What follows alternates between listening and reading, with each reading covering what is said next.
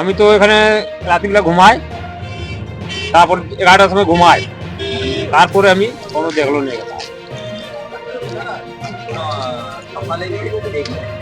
সকালে আমি উঠলো 6টার সময়, এখানে ঘুম ভাঙলে আমি দেখছি এখানে অনেক লোক আছে।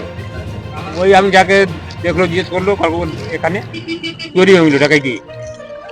হ্যাঁ, এটা আমি জানি না কাকা, 6টার সময় হলো এটা আমি জানি। আমি চাই এটিএম ফেটিএম নেই আমার। হ্যাঁ, টাকা তো এই অনেক পার ডে তুলে ভালো তোলে। না, সিকিউরিটি তো থাকে না কাকা ওখানে, না সিকিউরিটি থাকে না। অজয় সাউ। আর এদিকে আছে খুঁজে।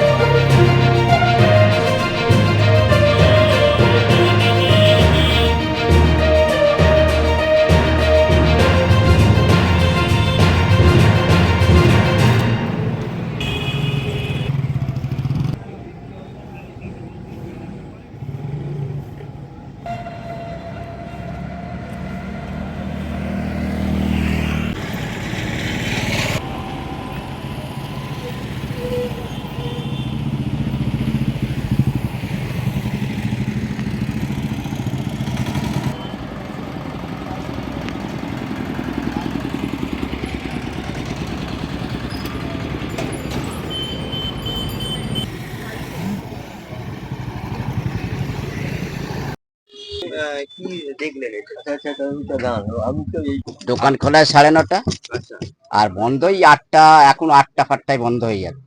আচ্ছা, মোটামুটি আজকে সকালে যখন ঘুরলেন এসে কি দেখলেন, কি অবস্থা? এসে দেখলেন ভাঙা আছে, ভাঙা অবস্থা, পোড়াও তো আগুন লেগে। হ্যাঁ, আমি এসে দেখলাম তো এইটাই। এই এটিএম এ তো টাকা মানুষ তোলে তো? হ্যাঁ, মানুষ তোলে। আচ্ছা, বলছি আপনার এর থেকে সিকিউরিটি থাকে? না, সিকিউরিটি আমি কোনোদিনই দেখতে পাই থাকে না সিকিউরিটি। এই যে মানুষের ব্যাংকে ছিল কি বলে, আমরা তো অনেকদিন ধরে যারা আছে বলছিলাম যে সিকিউরিটি থাকলে ভালো ছিল, ভালো হতো। তারা তো সেরকম কিছু এটিএম এর রক্ষাটা কারা করবে? রক্ষাটা তো একমাত্র সিকিউরিটি থাকার কথা, তো আমরা তো সেটা অনেকবার বলেছি। এখানে তো সাকরাইলের যে পেট্রোলিং গাড়ি, এটা সেই থানার গাড়ি তো এখানে টহল দেয়, পুলিশের গাড়ি টহল দেয়। কালকে কোন রকম টহল তো দিয়েছিল, তো পুলিশের তরফ থেকে কিছু জানতে পারছি না, সেরকম তো কেউ আসেও না, জিজ্ঞাসা করেন। তার মানে অনেক আপনারা কিছু বলছেন, দেখার পরে কি করলে? খোলার সময় ভাঙা দেখলাম। আচ্ছা, মানে অনেক বেলায় খুলেছেন আপনি? আমরা এরমই খুলি মোটা।